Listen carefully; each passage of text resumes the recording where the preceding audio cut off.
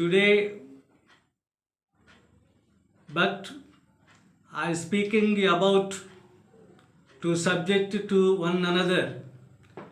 నిజమైన క్రైస్తవ భార్య భర్తలు ఎలా ఉండాలి, ఎలా జీవించాలి? క్రీస్తు చెబుతున్నటువంటి విషయం ఏంటంటే, ఎఫెసీయులకు రాసిన పత్రిక 5వ అధ్యాయం 22వ వచనంలో, స్త్రీలారా మీ భర్తలను ప్రేమించుడి, క్రీస్తు సంఘమునకు శిరసై ఉన్నాడు, క్రీస్తు కూడా సంఘాన్ని ఎలా ప్రేమించాడో నీ భర్తలను అలా ప్రేమించాలి అని చెప్తున్నాడు. అలాగే ప్రియులారా మీ భార్యలను ప్రేమించుడి.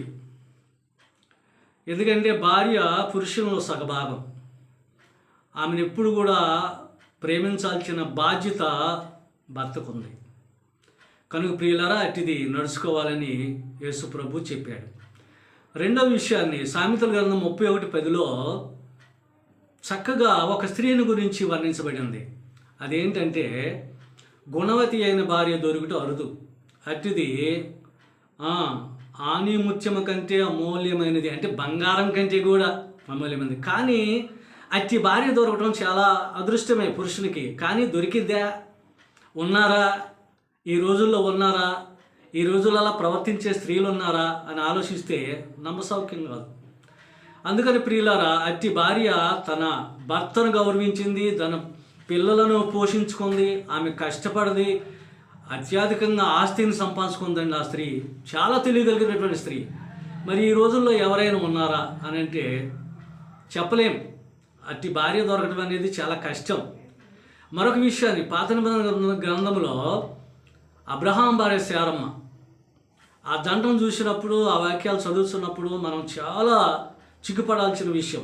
ఎందువల్లంటే 95 సంవత్సరాల వయసులో శారమ్మ, 100 సంవత్సరాల వయసులో అబ్రహాము వయసు కలిగి ఉండి ఏనాడు కూడా భర్తను అవమానించలేదండి శారమ్మ. ఏనాడు కూడా భర్తకు వ్యతిరేకంగా చెప్పలేదండి. భర్త అడుగుజాడల్లోనూ వారిద్దరూ దేవుని యందు విశ్వాసంతోనూ నమ్మకంతో ఏదో ఒక రోజున దేవుడు మా వైపు చూడడా, మాకు కావలసిన సంతానాన్ని ఇవ్వడా అనే ఒక నమ్మకంతోనే వారు జీవించారు. కానీ దేవుని కానీ అలాగే శారమ్మ భర్తను కానీ ఏనాడు కూడా ఆమె దెప్పేయలేదు, ఆయనకి ఎదురు మాట్లాడలేదు. అందుకని ప్రియులరా, మరి శారమ్మకు అలాగే అబ్రహాముకు చక్కటి సంతానాన్ని ఇచ్చి, ఇస్కరేణులు అంతా పట్టజాలన్నటువంటి సంతానాన్ని ఇచ్చి చక్కటి వంశంగా సరిదిద్దిన దేవుడు. ఈనాడు ఎవరున్నారు అంత ఓపిక కలిగినటువంటి స్త్రీలు? అలాగే మరొక విషయాన్ని కూడా యేసు ప్రభు చెప్తున్నటువంటి మాట ఏంటంటే, ఏ భర్త అయితే భార్యను మోసగిస్తాడో, ఏ భర్త అయితే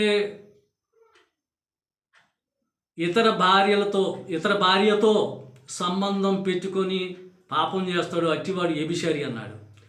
ఏ భార్య అయితే భర్తను మోసగిస్తుందో, పాపం చేస్తుందో అట్టిది వ్యభిచారి అన్నాడు దేవుడు.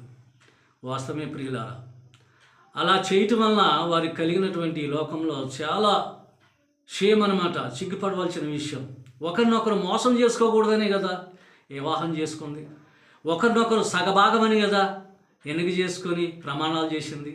కానీ అవి మర్చిపోయి ఈ రోజున భార్యాభర్తలు అనేక సమస్యల్లోనూ, అనేకటువంటి సంబంధాలతోనూ, అనేక పాపాలు కూర్చుకొని పోయి వారి జీవితాలను నాశనం చేసుకుంటున్నారు.